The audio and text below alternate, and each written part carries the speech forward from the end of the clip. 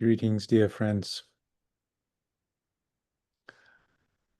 We meet today under the energies of the Cancer new moon, continuing our group focused on the topic of the Gemini-Cancer cycle, seeing leadership through the eye of the soul, clearing the old and building the lighted house. We've been holding this topic since the time of the full moon, invoking the vision and sharing our recognitions in the circle. Today we will continue this work, and by the end of our sharing, we will offer seeds into the group chalice that we will magnetize with our meditative effort and radiate into the stream of human field. So let us begin our work.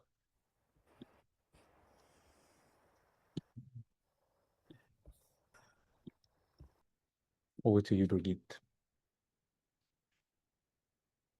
Thank you. Our purpose is to magnetize the ideas of common good, freedom, and brotherhood as the highest values of humanity at this time. We recognize and cherish diversity of perspectives in our group, creating a space capable of invoking, receiving, interpreting, and radiating a higher synthetic vision. We serve as an asramic outpost, building a group bridge of Buddhic energy. We evoke the soul of humanity. We envision humanity as being the seed that is flowering. We prepare the way for the reappearance of the coming one.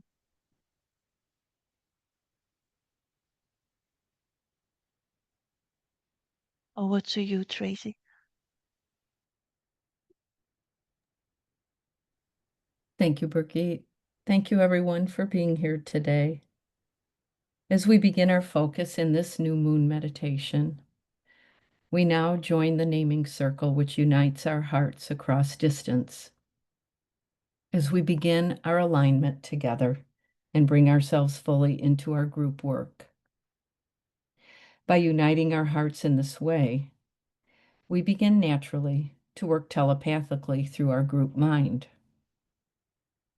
And the key to the telepathic work is in the etheric alignment, which creates the group field and allows it to become both a receiving and transmitting agent for higher ideas and energies. We will begin by calling our names into the circle, starting with our organizers. And as your name is called, please unmute yourself, say your name, and where you are calling in from. For example, Tracy Arbor calling in today from Novi, Michigan, USA. And as we go through this, let us turn our attention to our hearts and the heart center of the group gathered today as each one of us calls ourselves into this circle.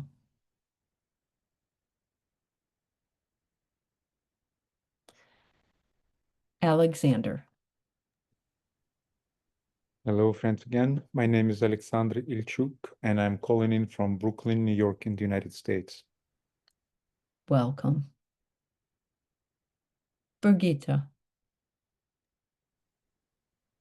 Greetings. I'm Birgitte Rasmussen, calling in from Denmark. Welcome. Judy. Hello, everyone. This is Judy Harrison, calling from Brewster, Massachusetts, United States. Welcome. Andrea. Hi, everyone. This is Andrea Russ, and I am calling in today from Boston, Massachusetts, in the United States. Welcome. Annetta. Hello, everyone. I'm Annette Løffler from Denmark. Welcome. Helen.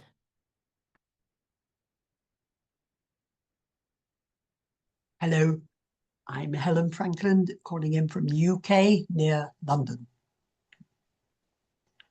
Welcome. Catherine. Aloha, I'm Catherine Heller from Hawaii Island in Hawaii, USA. Welcome. Lynn. Hello, this is Lynn Green calling from Columbus, Ohio, USA. Welcome. Vicky. Hello, this is Vicki Ficklin calling from San Diego, California, USA. Welcome. Yoel. Hello, my name is Yoel Silashi, and I'm calling from the Los Angeles area in California, USA. Welcome. Thank you, everyone.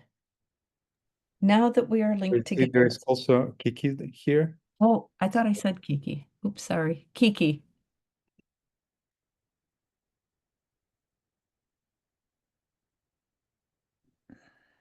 Hello, everyone.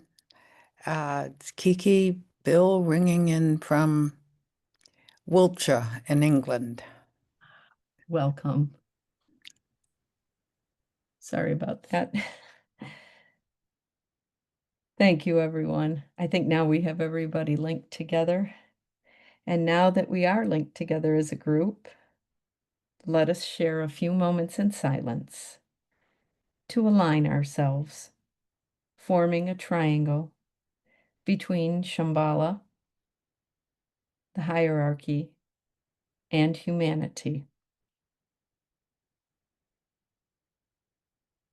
May our efforts be of the highest vibration in selfless service for our purpose.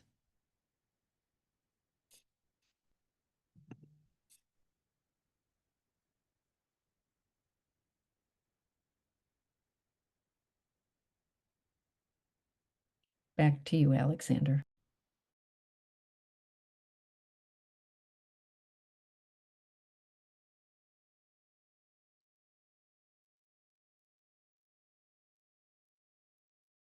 Thank you, friends. Thank you, Tracy.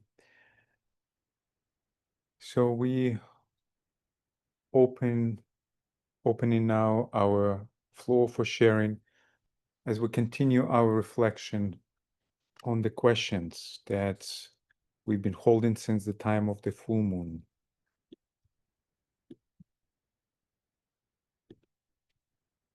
Here on the screen, you can see the questions, and maybe we can use this time if Judy, you could read for us the questions again, topic and the questions. Certainly. So the topic is seeing leadership through the eye of the soul, clearing the old and building the lighted house. Number 1, if the goal of hierarchy is to break through dense thought forms, as a partner with hierarchy, how do you go about doing this and where do you start? Second question, what does spiritual vision look like in leadership, governance, and religion, and how do you use devic and extraplanetary energies to support it?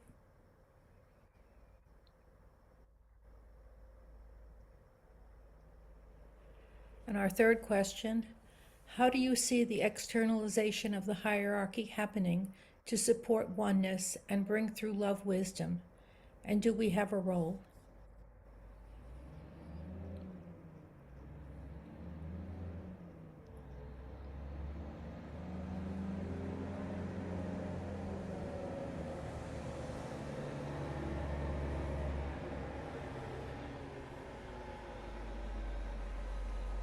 And, also, there is I want to bring your attention to our community impressions board, You can find the link in the chat. We use the community board as a tool for us to stay connected between the meetings, continuing our sharing.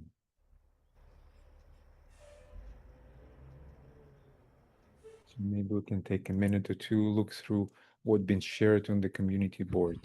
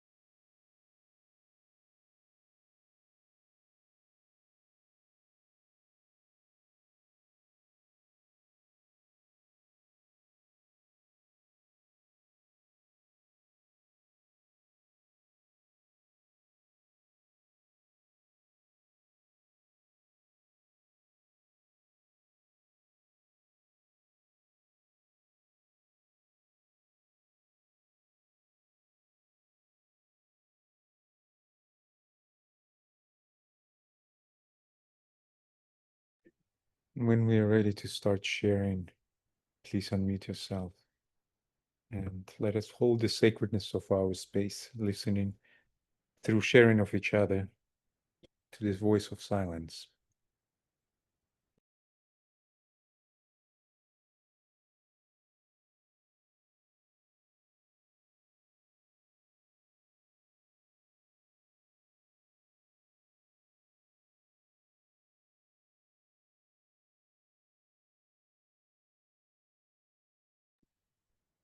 This is Kathy in Hawaii. I'll just give a little start for this, prime the pump.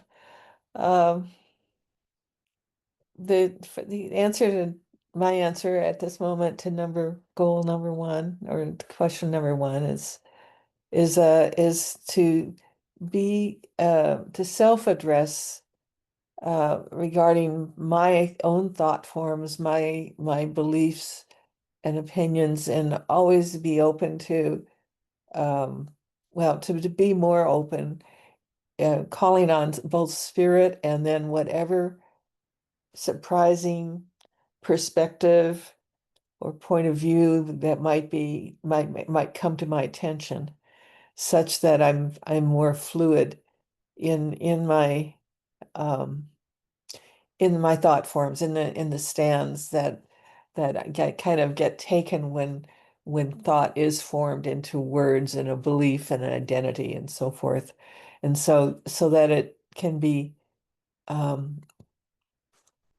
more spirit or source infused, and that I'll have more curiosity for understanding the point of view.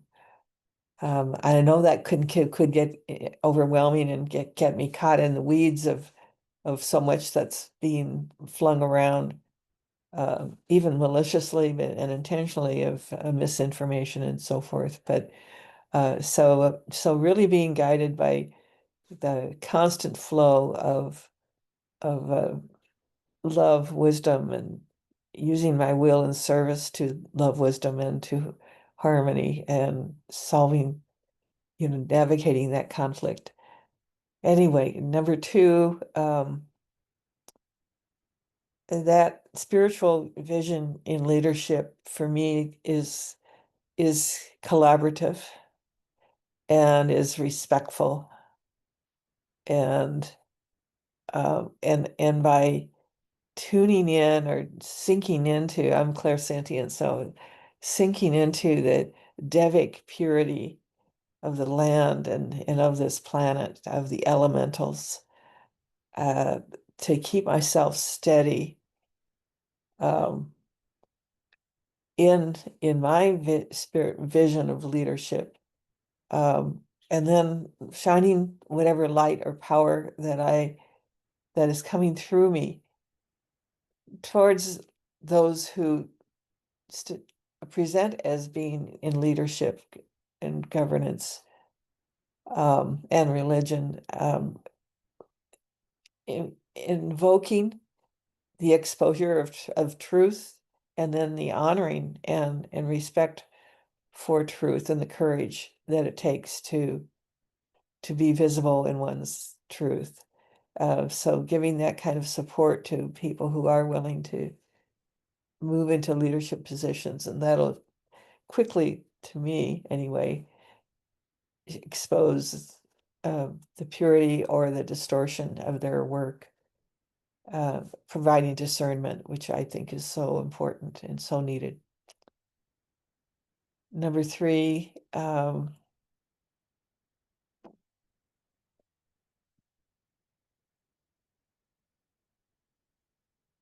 yes, I do see it happening, the externalization of the hierarchy.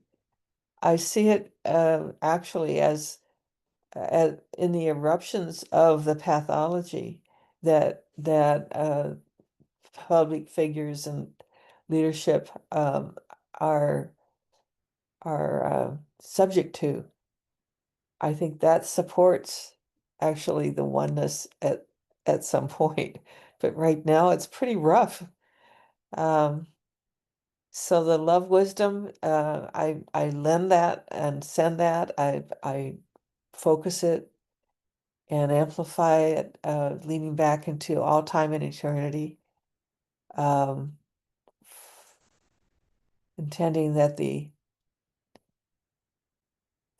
high quality values of the hierarchy in supporting both free will and the evolution of humanity, in the way that they have been doing, and hoping that my perspective will come into alignment, but also will at the same time be uniquely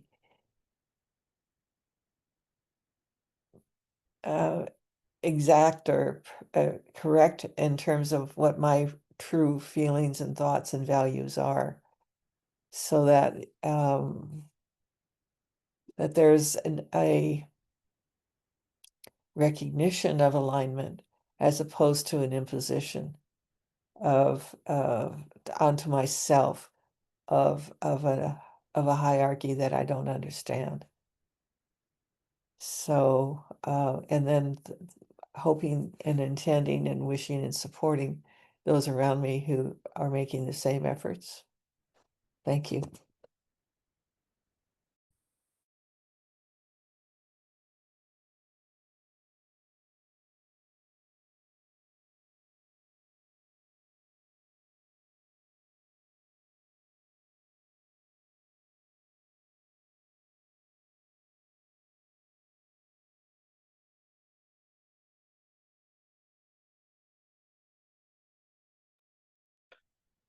I could build on that a little. When we come into this season of Cancer, it just brings such a beautiful image to me, because a lighted house is welcoming and it's joyful, and it is asking to be entered into, and it is inviting all to come in. And when I see that image of that wide open door in a lighted house, I see a mother standing at that entrance. And I see that quintessential mother who is compassionate, who is patient, who is very wise, and unconditional loving, and recognizes the uniqueness of each and all who enter into her house, into her home, and sees the limitlessness of opportunity to contribute to all who are within. There is an open expectation, and there is just a widespread arms to embrace all that comes into that very large home. And I think that ultimately that is leadership. Leadership that listens, leadership that understands, leadership that sees beyond the immediate and into all that has been brought into the present moment from the past and from experience and from trauma and from old conflicts. But there is a great deal of forgiveness that comes in with that as well. That spiritual vision is blind in terms of what one sees with their physical eyes, and instead opens that ajna center. And in that space, there is no form.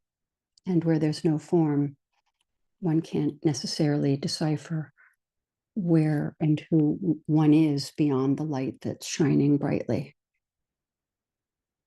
And I think in terms of the externalization of the hierarchy, that is us.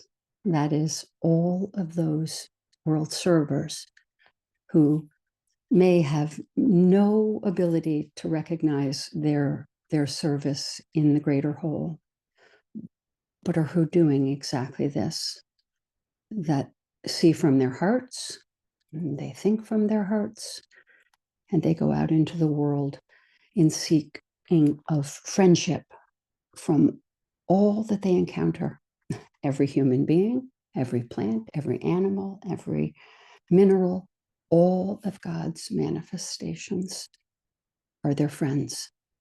And they interact with that and them with smiles and love and open-heartedness.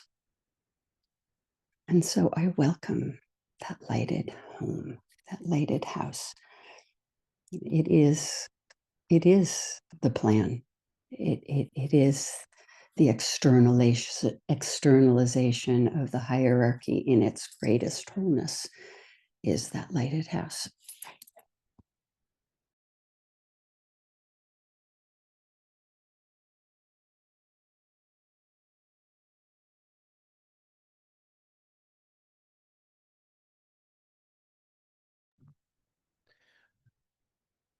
I will continue weaving, building up on what been shared. Yesterday we had a very interesting reflection at our new moon groups check-in meeting. And one of the topics that was brought up as recognitions of the past month is the value and the need to activate our connectivity on the etheric plane and mindfully activate etheric presence within each of us and within each group. It's interesting that today, as I listened to the introduction, that's Tracy sounds every new moon, that the key in our work is our etheric connectivity that the group builds. And I think that's this lighted house that Andrea mentions, is that actually it's that etheric vessel that we created and continuously building up this vessel. It is in this vibrant substance of etheric plane where the hierarchy seeks to externalize. It is us.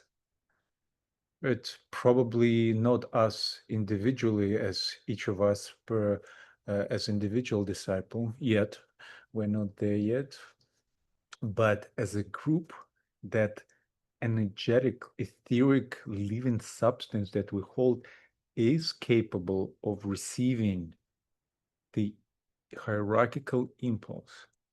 And that is exactly the substance that the hierarchy seeks to come into resonance. And that's where our connectivity, as a group of disciples, and the hierarchy as the group of initiates, where we can come in a resonance and offer this vibrant fabric of etheric connectivity as a field of expression for the hierarchy.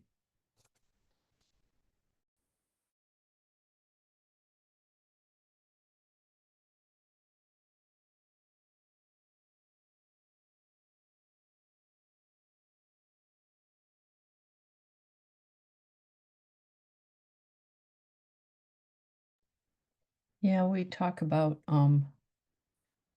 this month on our topic, clearing out the old and so the lighted house can be built. And I can't help but think, I was looking at question 1 and been thinking about this. You know, what happens on the subtle planes comes through and ends up externalizing itself. And I was thinking about the shambolic forces right now. If the goal of hierarchy is to break through dense forms, and that's part of question 1. And of course, the second part is how we partner with them to do this. But I was thinking about, how would this happen? How could it be done? Where, because now we're living in a world where, you know, we have internet and everything, so everybody sees what's going on everywhere in the world. The transparency, which is helping humanity externalize the telepathy. You know, that's part of us becoming telepathic, are these baby steps of internet and are connecting that way. That's kind of how I look at it, through the etheric field, right? The internet goes through the finer, maybe not the etheric, but the lower etheric fields, and then comes out and externalizes itself. And these shambolic forces are coming through so strong right now, as far as I can see, just by the way they're externalizing themselves in the world, literally bombing or breaking up old forms, that have been there for thousands of years or have been stagnating and just can't get anywhere else.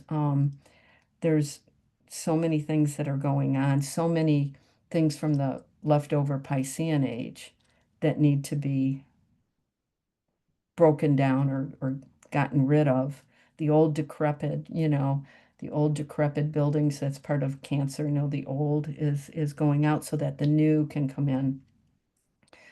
And I think as partners with hierarchy, again, referring to question 1, how do we go about doing this? Number 1, we observe this and we acknowledge and we can know that things are coming from a higher plane and coming into the dense physical form. We acknowledge that and we hold the space for, not always is it good, right? That comes through some, like in World War II, they had all the bombings that happened that cleared out the old in England, so that all the old structures and the housing that people lived in, they rebuilt. I'm not saying that's a good thing, but things do come, and sometimes these shambolic forces are so strong. So been really thinking about shambolic forces and how they would externalize themselves, to clear things out, to make room for the new. The other thing I was looking at is question 2, new leadership. To me, what came to me when I was pondering this was, new leadership shows itself by going beyond the intellect and into the intuition. So new leadership is more I would think the new leadership we're going to be seeing is going to be more intuitive, which comes from Buddhic level, which comes from heart, love, wisdom, knowing the deep knowing. So I think that would be question 2. And question 3, how do you see the externalization happening to support oneness, through the love wisdom? And do we have a role? Yeah, I think other than holding the space for love and light to come in, I think what is really hard to do, and I realized that today I somehow was looking at old photos, finding the joy again in life once again, as we did as a child. I had a friend whose birthday's today, so I wanted to send her something from our childhood, young. So I was looking up old photos and it reminded me, God, was I ever that happy? And so I think finding joy in life again is big for us, because that opens the heart chakra and radiates it out. Thank you.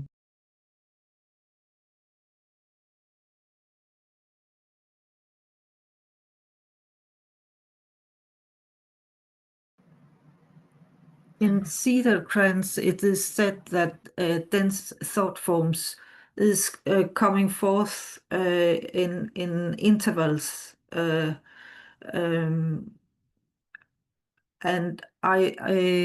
in sickles,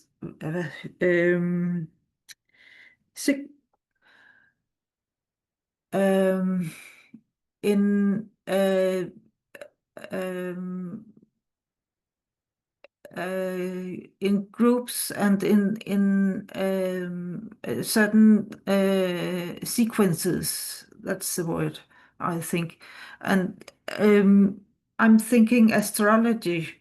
There we have certain influences in good and bad coming forth in certain intervals and affecting us. And if we look at them from the soul point, we can see through the dense thought forms and dissolve them. But if we are in our personality, it is more difficult, and we can get stuck in the personality and the dense thought forms.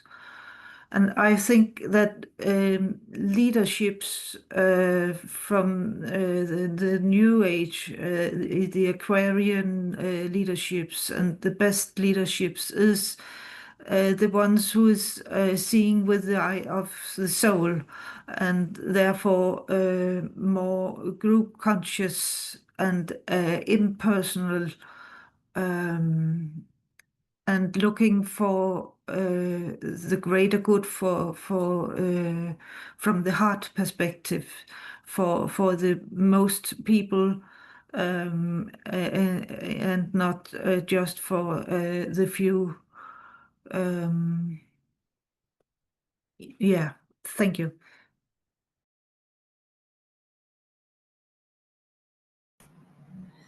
I think I'll come through question 3 also.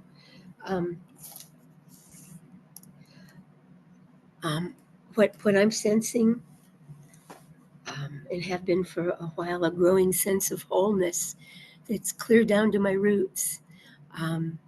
Just a sense of wholeness, and it includes a closeness to the nature kingdoms, the mineral kingdom. I had seemingly had a visit from last year, and it seems like water has been visiting me lately. And now I just call rain liquid love. And in line with that, earlier this week, as I was waking up, I saw a picture in my mind of an eye and with a tear. I think some sad news had come in from things that were being done here the night before, but there was a tear in the corner of the eye, which isn't unusual. What was unusual is that the tear was in the form of a musical note. And I've been working on that picture since then. I think also there's a growing sense of a closer and closer and more immediate sense of that maxim we all know, that God is everything, God is all. Now, if I sometimes thank the water, but I say thank you, God, or I thank the helper who's helped me in the kitchen, and when I've been ready to drop something and haven't, but seemingly some little helper has steadied my hand, I say thank you, God. And it's all just becoming more and more one. And I'm guessing that we're all experiencing things like this. And I wish to that these demonstrations that we're having here in the United States, instead of calling them No Kings demonstrations, I wish we could call them love wisdom demonstrations, to try to inspire people instead of just separate ourselves into different camps, even if it's a gentle aspirational separation. I just wish it was all coming together instead. But as I say, I sense this coming together at a really deep level. And I think that's pretty much what I've got. Thank you.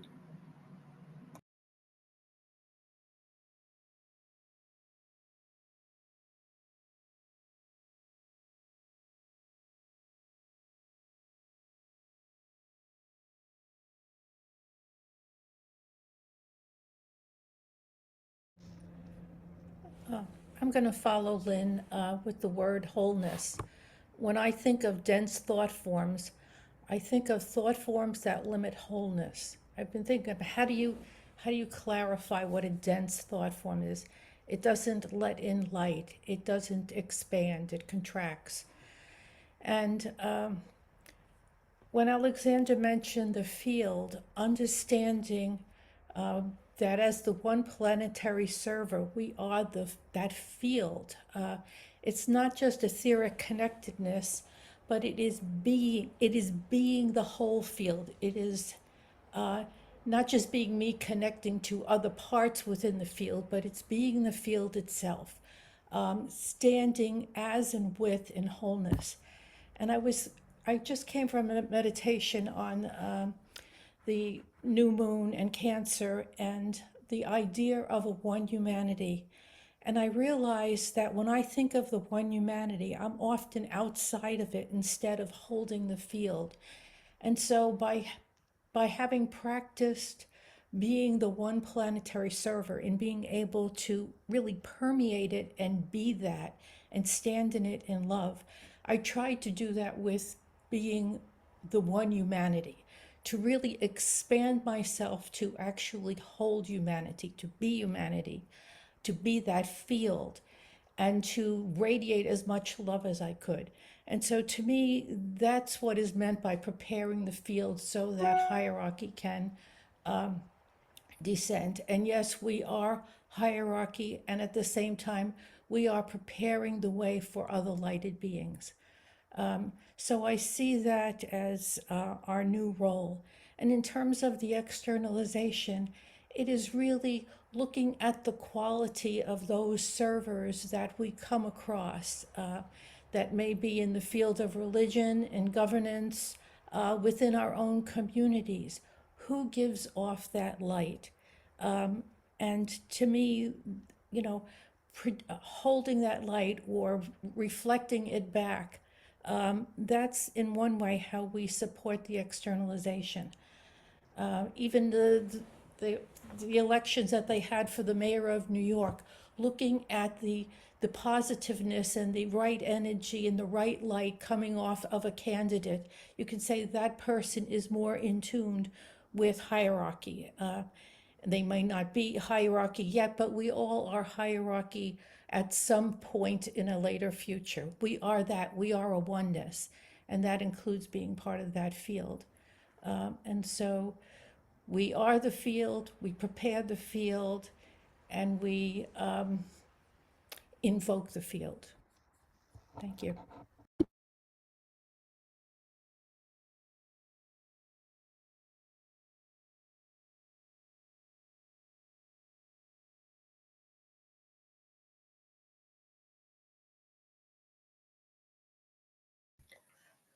Hello, Jill here at last. Apologies for my lateness. I think a good leader has to be a strong person. They have to be discerning, and they should stand back, allowing things to evolve within the group, and step in with guidance when deemed necessary, and then obviously being part of what is planned. And as models, I know the United Nations is going through a bit of a tricky patch at the moment, but I think the way they are expected to carry out their work, the UN leaders have to love everyone and work through the problems of all the people that can cause a lot of trouble. So I think they are fairly good role models. Thank you.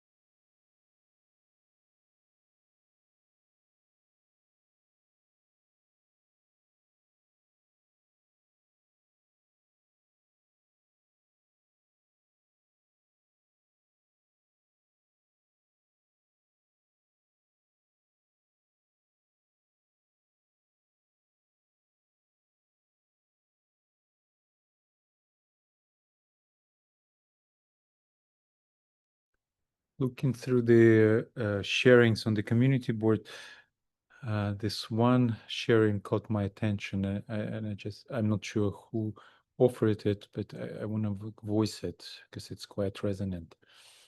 It's following up on the earlier conversations we had at the full moon meeting when Lynn offered us this image of composting of dense thought forms. And so that's what is I found on the community board. Your pain is sacred compost. Your tears water the seeds of your next becoming. Your hunger for wholeness is not a curse, it's a calling. Do not rush the harvest. Let what was buried rise in its own season.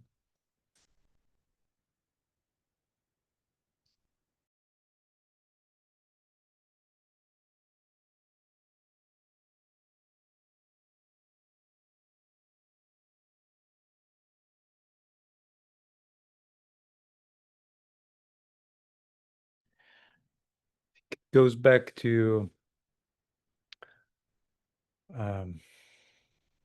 recognition of evolution and an evolutionary phase through which we go. Most of humanity is still going through the path of learning through pain and suffering. It's an evolutionary phase of this long journey. And when the turn of the wheel happens and when we awaken to the soul, then that opportunity for joy, the learning through joy opens up for us. And that's what Tracy referred to. And it is our opportunity and responsibility to cultivate that state of joy and share it wherever we are. And especially when we meet together, the amount of joy that outflows, the amount of laughter and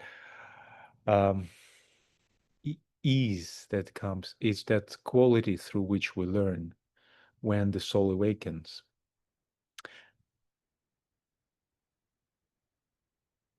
And yet there is a need for respect and recognition of the necessity of that involutionary phase for those who is still approaching that moment of awakening.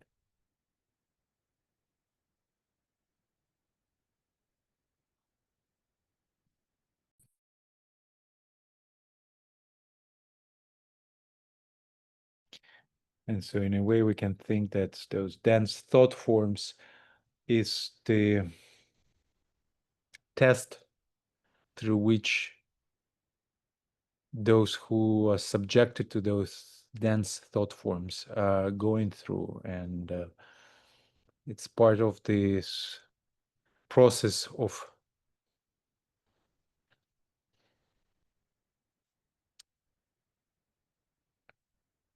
how you call it, this I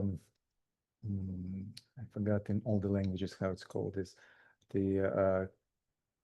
when carbon becomes the diamond through great pressure, molecules of carbon turn into, change the molecular structure, becoming diamonds.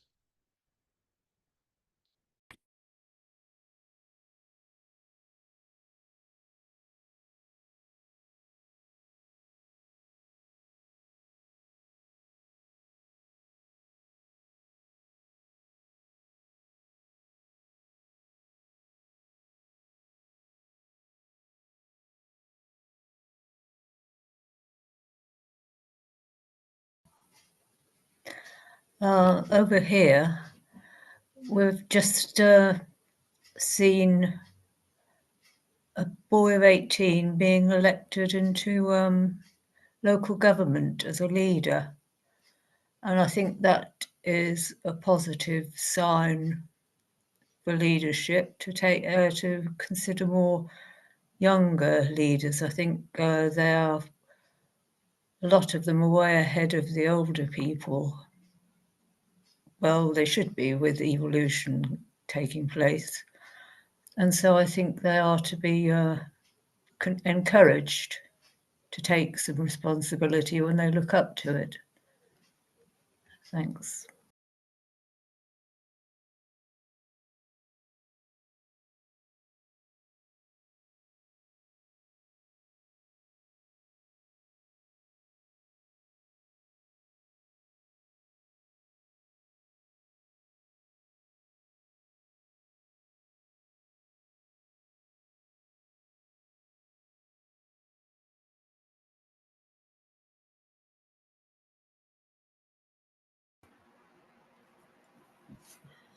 I know there are eternal principles and truths, but I'm sure there's a new vision coming through, and I'm trying hard to listen for it, the new, at least the new forms for the old truths.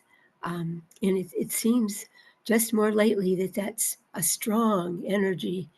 And I think you said, Alexander, earlier in the year that 2025 is the year for truly listening for changes. I think I'm right about that. And it's exciting. But, you know, I'm pretty old and I'm sort of used to things being a certain way too, you know, having a certain vision. But the more we can listen, I think, as you're saying, Jill, the more we can listen to these younger people and try to discern the spirituality through the words they're using, the more effective we'll be.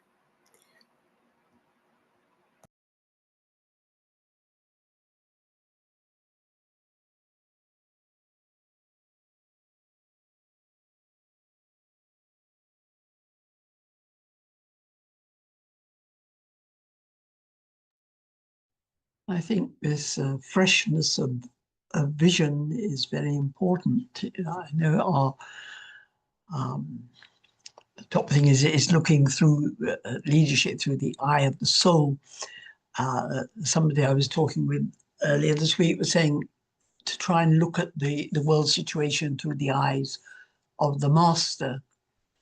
How does it look to them?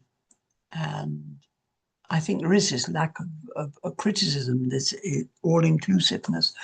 But I just wanted to bring in, because it felt very much about the oneness. This morning when we were gathered for our healing meditation, somebody came up with this question: how much of our DNA is the same as the trees?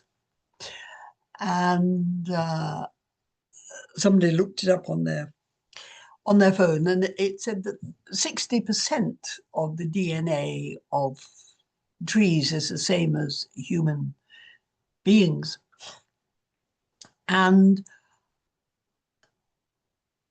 there was also ants came up, and ants were 15%, so the trees were greater. But you know how, well, maybe you didn't, we used to hug trees, you know, that was quite a big thing, hugging trees. But I suddenly saw the trees in a different light, as really being, you know, brothers and sisters, and that we're far more connected with them than I had thought. And it was a very refreshing new way of looking out at all these beautiful, great trees. We're lucky here, we're surrounded by magnificent trees. And I think it's related to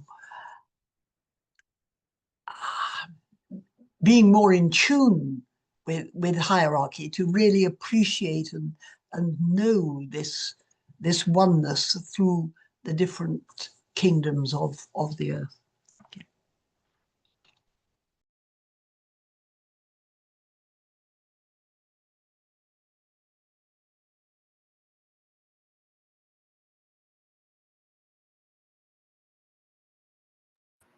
That's so beautiful, Helen. Thank you. I'm sorry. I was just going to say how beautiful that is.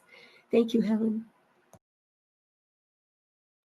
Yes, I also thought it was beautiful, and I thought that the interesting with trees is that they are often a great deva residing over the landscape, and this deva has probably been human in an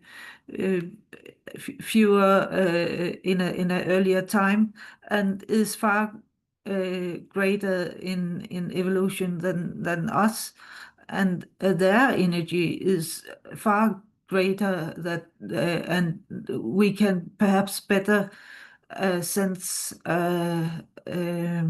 the devas.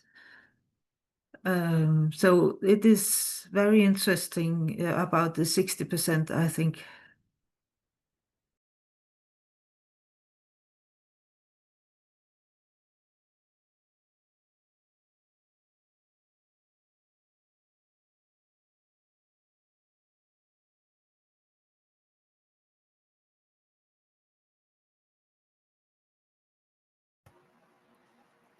Correct me if I'm wrong, but I think somewhere in the blue books it says that the plant kingdom is actually farther along in its evolution than the human, in its own line of evolution than the human is, having started in the first solar system, I believe.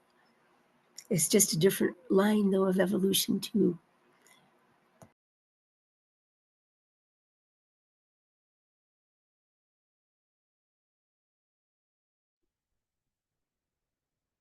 I believe it's said that the plant kingdom is a sacred kingdom, and while humanity and animal kingdoms step out of the law, I'm not sure if it's the exact quote, exact phrase how it describes it, while the plant kingdom stayed aligned with the law, with the divine law.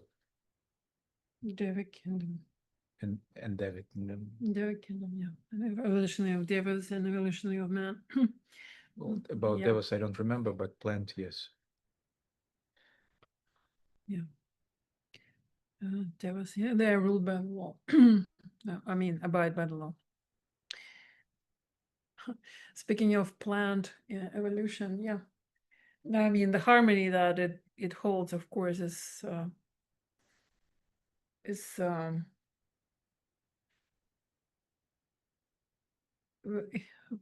of a different kind, and than humans.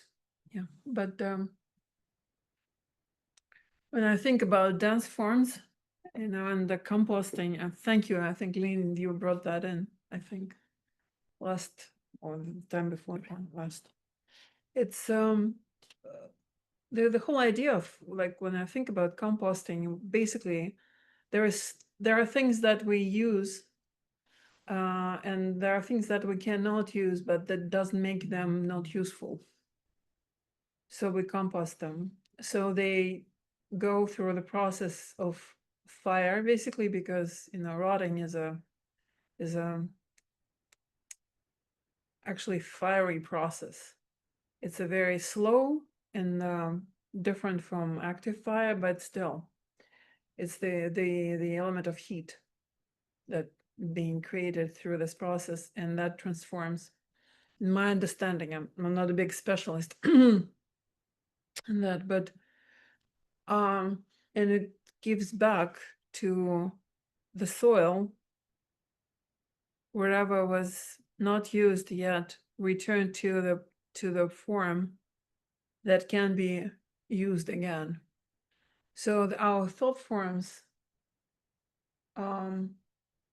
if we allow to recognize which thought forms actually are being helpful and useful to us, and release really the ones that don't serve anymore, so they go back to this field, then they won't hold the life that the element that captured and not released. So I think if we release a lot of those, there'll be a lot of living energy accessible to many, because it's already processed in a way. Yeah, but we hold on, and not all of those dense thought forms, I think, are necessarily negative. There are, in my understanding, plenty of positive dense thought forms, and the difference probably will be that we separate from actuality and reality with those forms, protecting ourselves from seeing things that don't fall into place, and probably we could actually look further and see how they can be integrated or developed or evolved through recognition of them, acceptance, and in invoking help in dealing with them if we are not capable of doing that ourselves. So the process that we work with it might be different in that regard. I think that actually goes to spiritual vision that our leadership and governance and religion would need,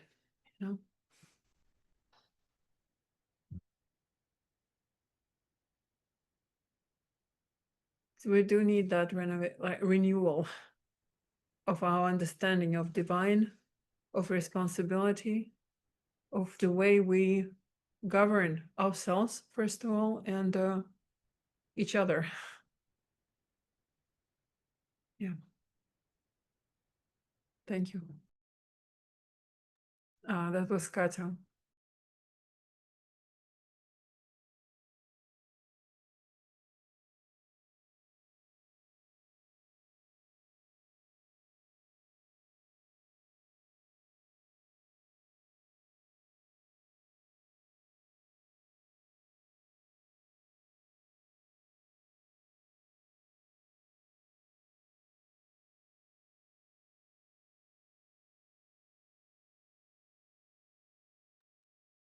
If I can add, love, actually, the energy of love is a great supporting agent in all of those actions and endeavors, in my opinion.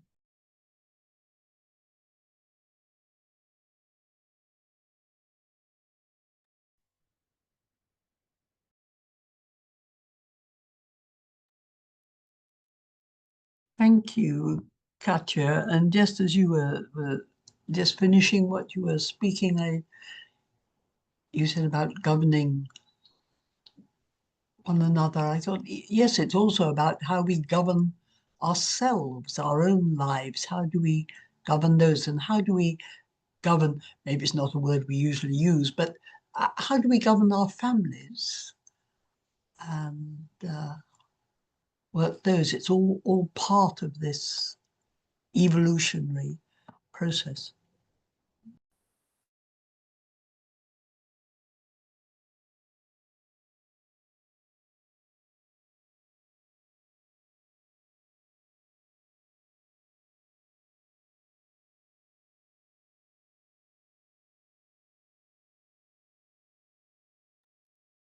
Actually, thinking about the first question, I think the recipe or the answer to this question is given at the beginning of every blue book. Do not take any authority, anything that someone said, unless your own experience and your own consciousness doesn't confirm that. So I think in a way this is the key that distinguished the new era, the Aquarian age, from Piscean age, when now authority of established thought forms, they're crumbling, and we are called to inspect every idea through own inner recognition and resonance, going to the essence and relating to the essence while recognizing the need of the form for expressing the essence, still oriented to what is the purpose, what is the essence, what is the seed.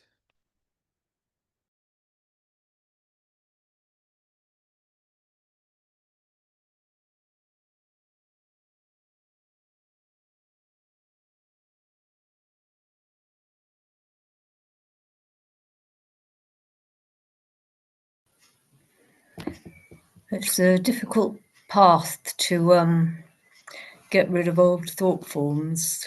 It's very true. And I thought I was doing very well, but then I got some bad news about my ex-brother-in-law, who I don't even see anymore or talk to. But he has MND, and for some reason I had it firmly fixed in my mind that no one I was ever attached to or knew would get that. And I think that has had quite an effect on me.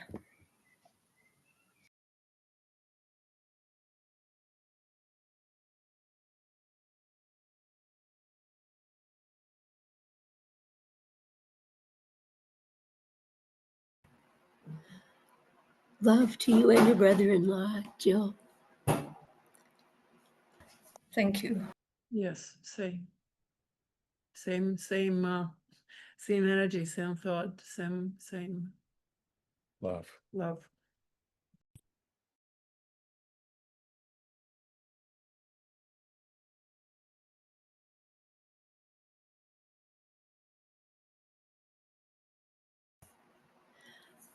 I believe with all of this, all of these thoughts and all of the changes and all of the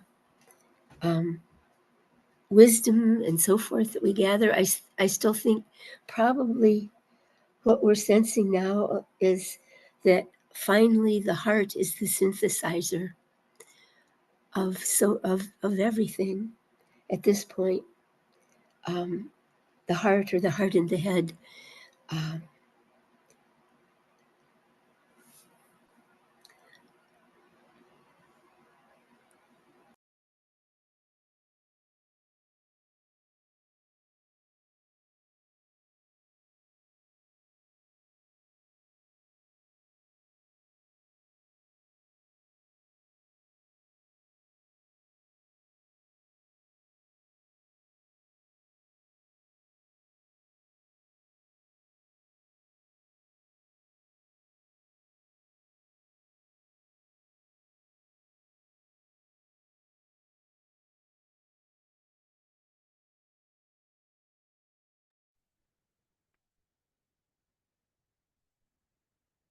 So we are now moving to the next phase of our time together in a circle, preparing for the meditation, in which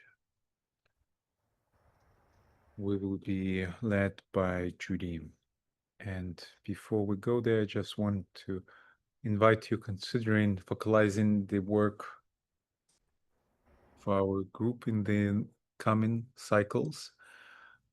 Same as this Gemini-Cancer cycle, Judy holds the focus, offering us questions. Please consider doing it in the coming cycles. Over to you, Judy. Thank you, Alexander.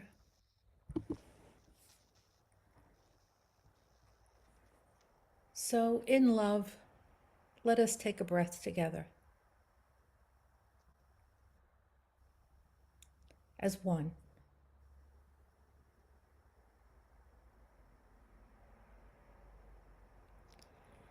And settle in and align with soul.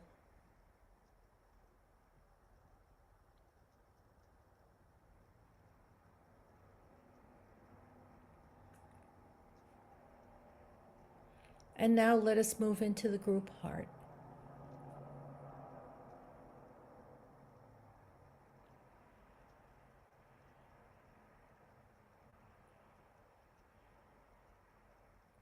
It is here that we feel the joy of communion.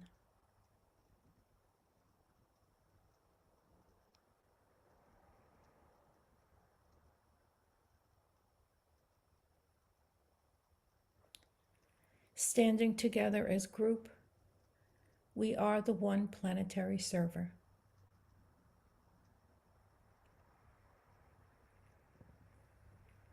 And our job, quite simply, is to express love for all life. So let us breathe.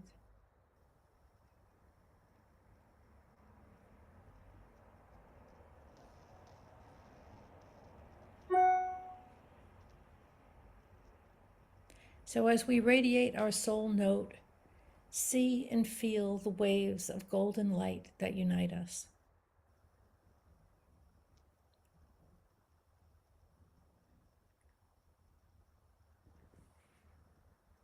And recognize that we stand together in a field of love.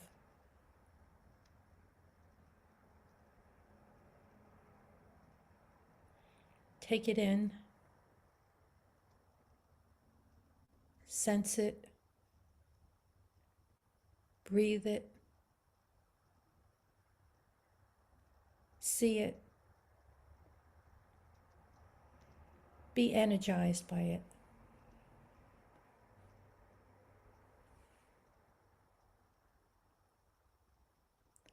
Holding this field, we now take our place within the planetary heart.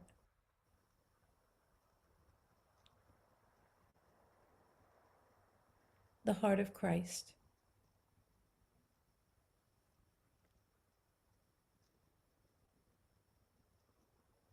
A greater field of love.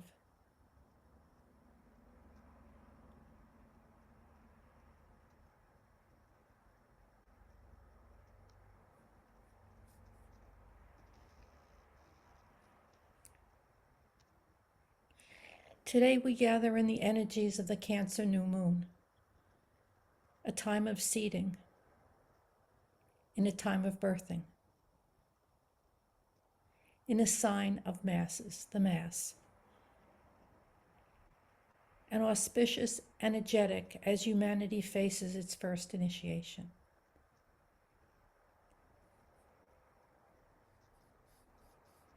Birthing.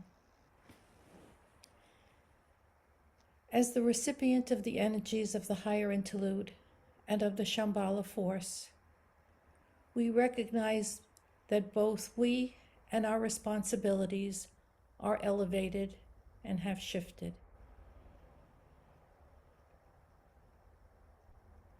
The Cancer solstice being the culminating change point. Let us breathe that in.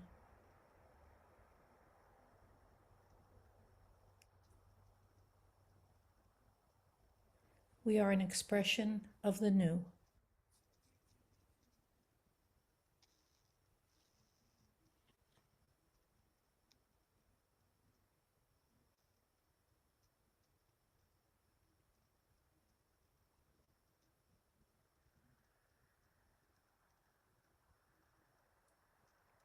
It is foundational to our work.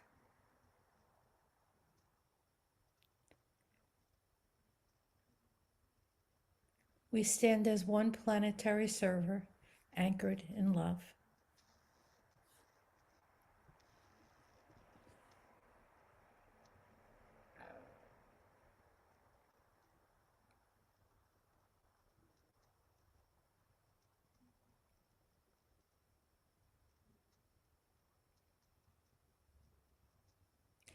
Astrologically, the movement of the outer planets into new signs offers another energetic shift.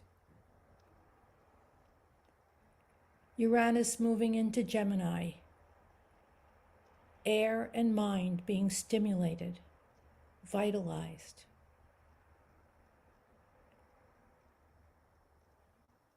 Sextile to Pluto in Aquarius, as we face the unfolding destruction of the old.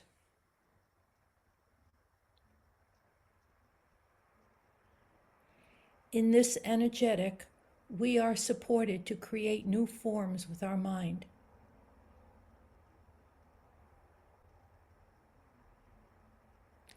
Let us sense and align with these planetary helpers.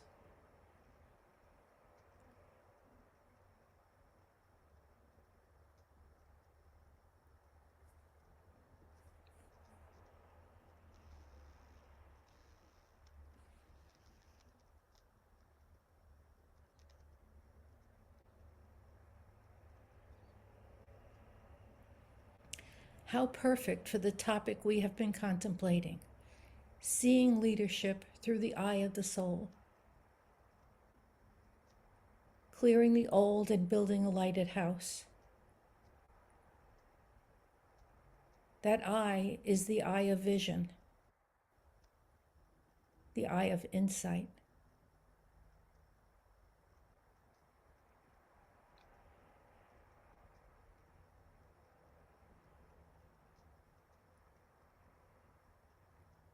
Let vision come and insight. Let the future stand revealed.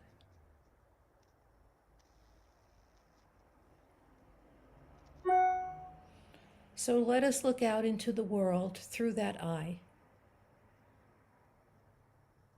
What is our vision as we stand anchored in a field of love? Take a moment and see.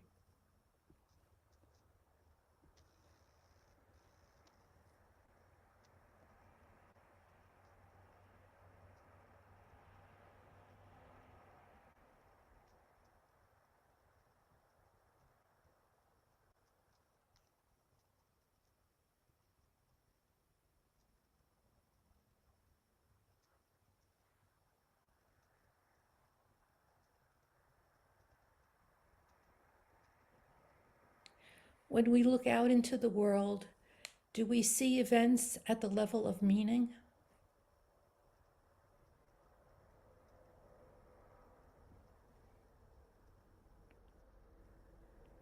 Can we impulse thoughts connected to purpose and the will to good?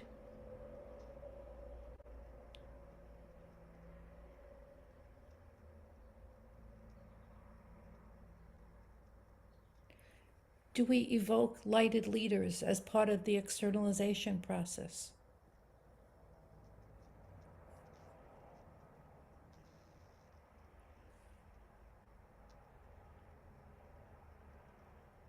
Can we awaken goodwill and the principles of truth and freedom?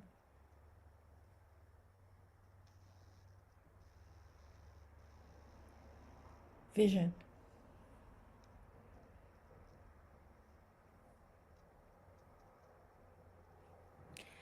At this auspicious time, when we are invoking cleaning the house of religion, Pope Leo XIV, part of what I believe is the externalization, has enacted 10 items to do just that. They include opening the Vatican gardens to the homeless, supporting local decision-making, creating youth councils to hear their concern, using inclusive language in prayers, being transparent with donations and funding. Let us recognize the light workers all around us.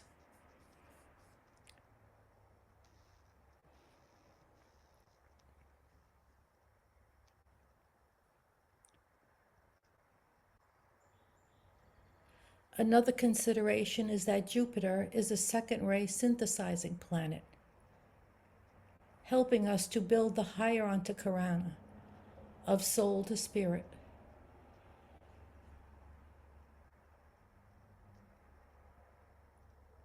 And Mercury synthesizes as well, building the Antakarana between personality and soul. This is reflected in the conjunction of Neptune and Saturn in Aries, supported by Cancer, which is ruled by the 3 signs of Neptune, exoterically by the Moon, veiling Neptune, esoterically by Neptune, and hierarchically by Neptune.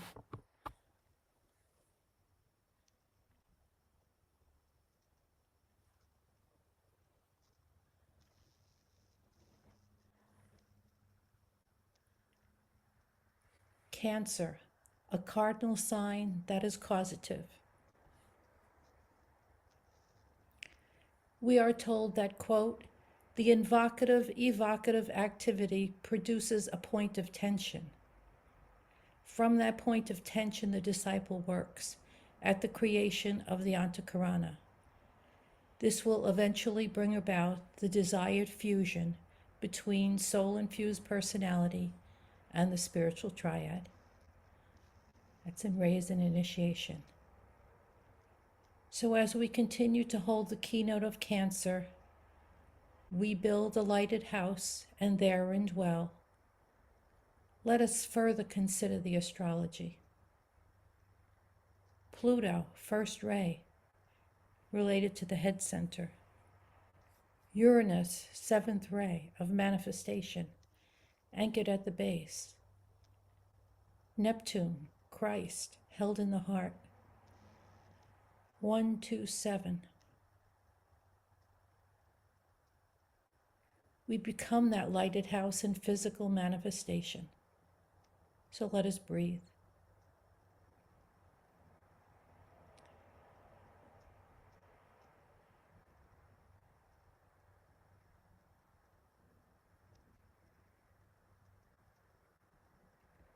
We become that lighted house at the level of soul, the level of meaning. We breathe.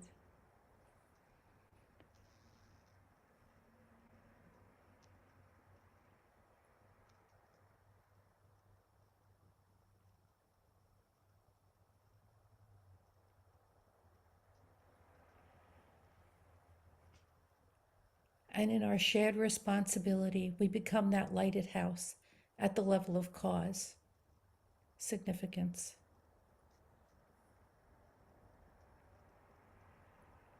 Shambhala, hierarchy, and humanity. We are this triad radiating.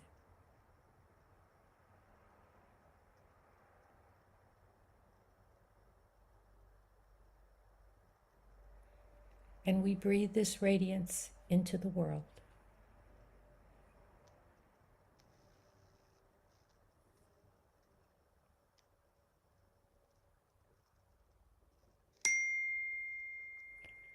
Cancer, the gate into incarnation. Capricorn, the gate out of incarnation.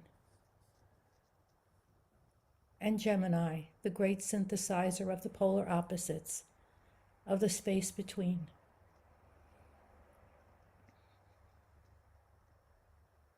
This space between is our evolutionary journey.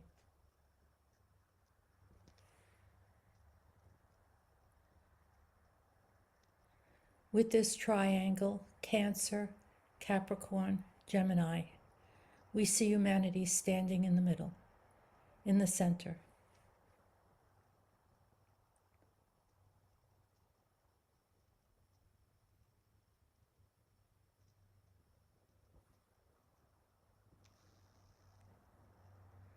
In the center of all love, we stand. From that center, we, the soul, will work. From that center, we, the soul, will outward move. May the love of the divine self be shed abroad in my heart, through my group, and throughout the world.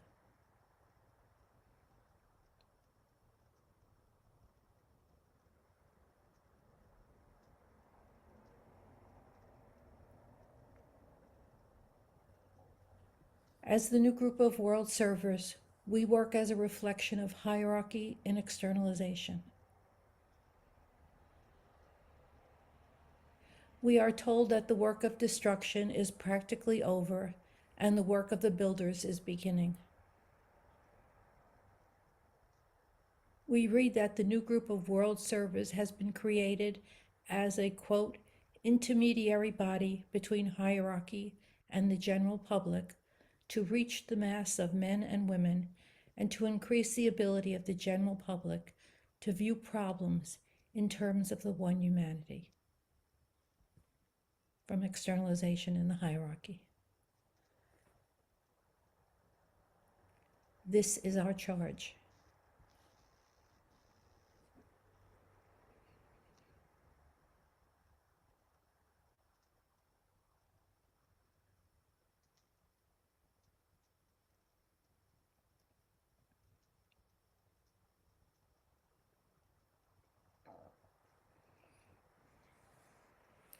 So in that recognition, let us consider all the discussions that we have had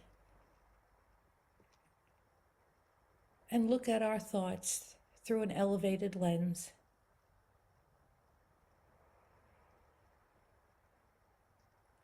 We take a few moments in silence to reflect on all that has been shared together.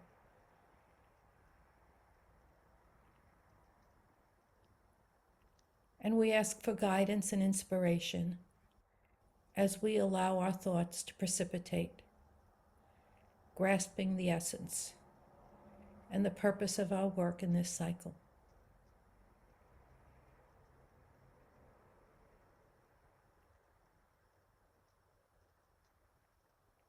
So with love, let us offer our efforts into the chalice.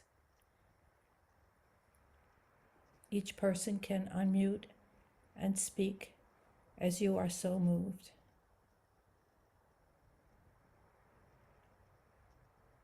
Filling the chalice with essence.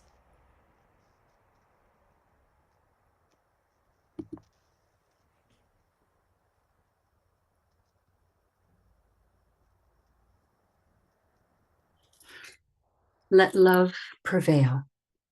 Let all people love.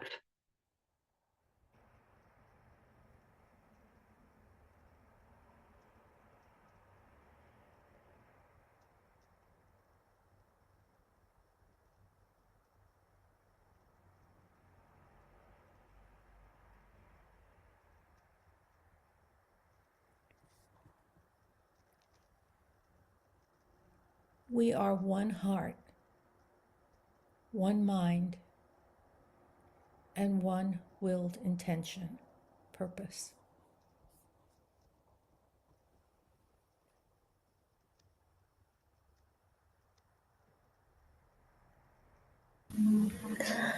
Love conquers all.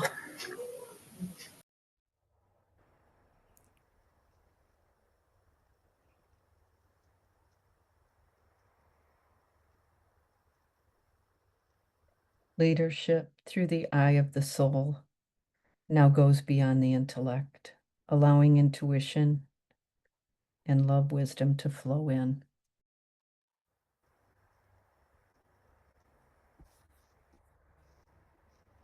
I am because we are. We are one.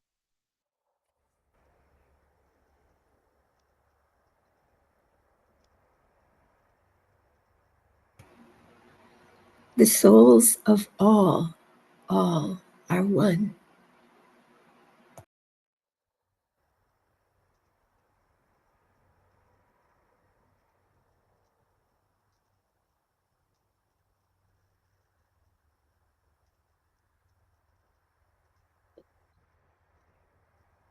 May we learn and practice the skills of creating new forms, transparent and radiant,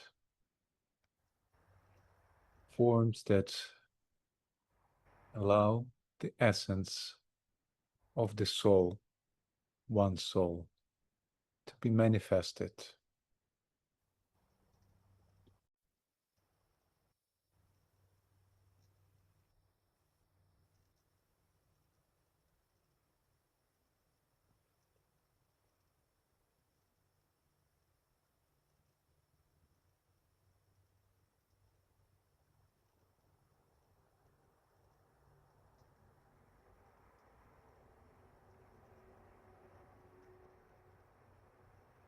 May we be able to recognize and see the externalizing hierarchy with no old thought forms blocking our vision.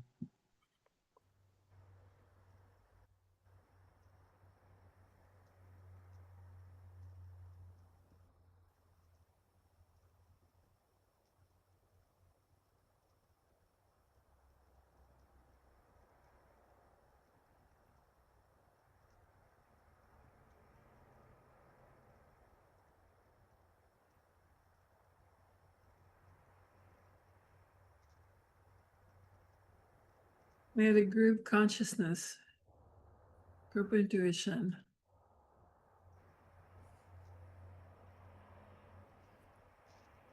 allow us to work the deep karmic matter, transforming and redeeming it, and moving towards the life in Leo.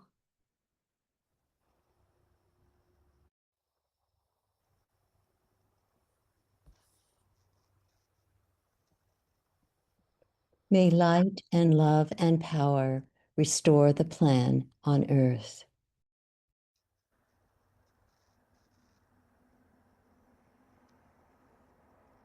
May we use the soul's light, the light of the soul, to light up our house and to light up every discernment about leadership.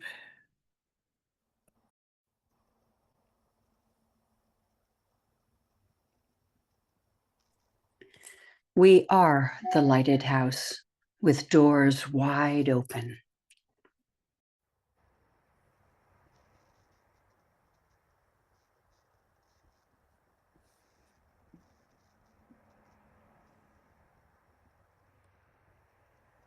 You will share it in the chat.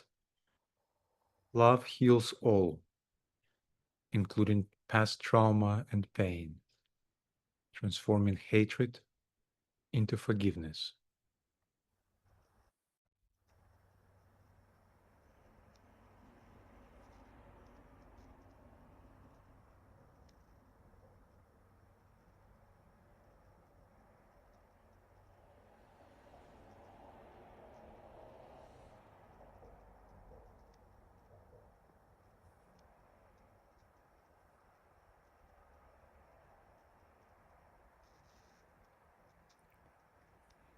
If there are any other sharings, please offer them now.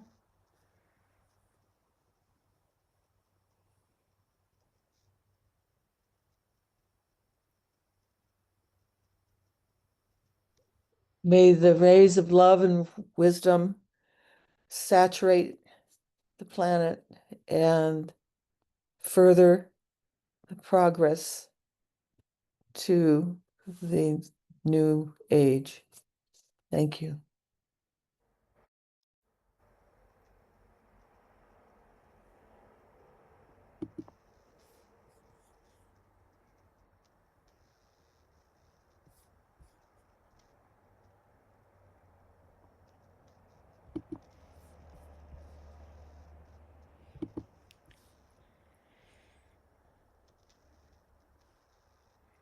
And so let us visualize before us the beauty of our chalice, filled with spoken words and words held within the heart.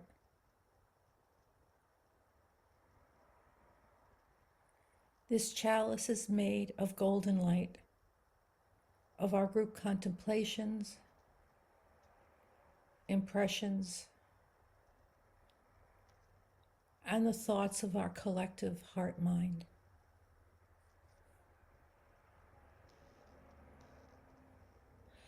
Let us add to this powerful substance by invoking the partnership that we have established with hierarchy and the soul of humanity.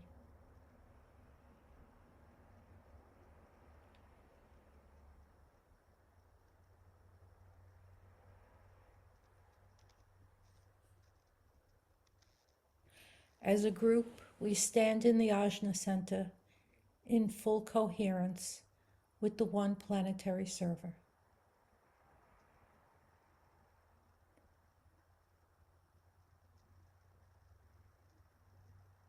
As this server, we align with the Deva of humanity to bring through our light and seeds.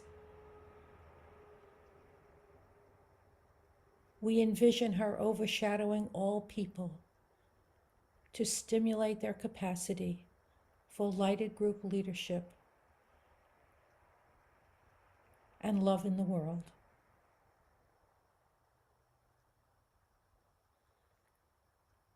Let us hold this beam steady as we direct our light.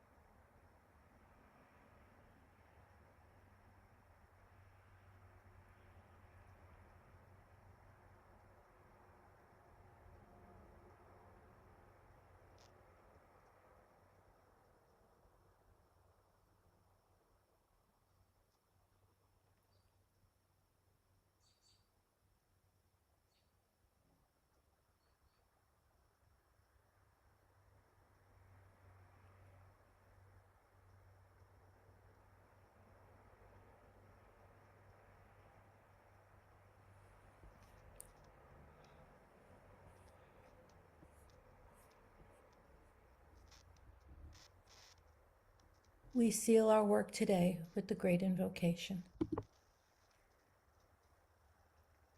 From the point of light within the mind of God, let light stream forth into human minds. Let light descend on earth.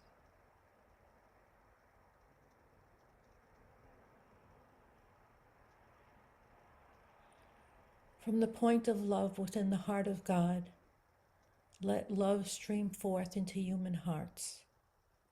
May Christ and hierarchy return to earth.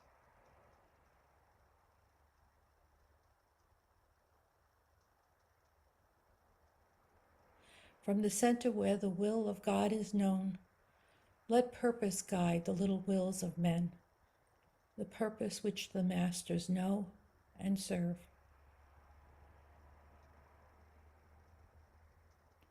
From the center which we call the human race, let the plan of love and light work out, and may it seal the door where evil dwells.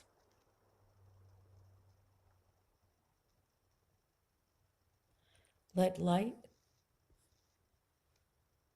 and love and power restore the plan on Earth.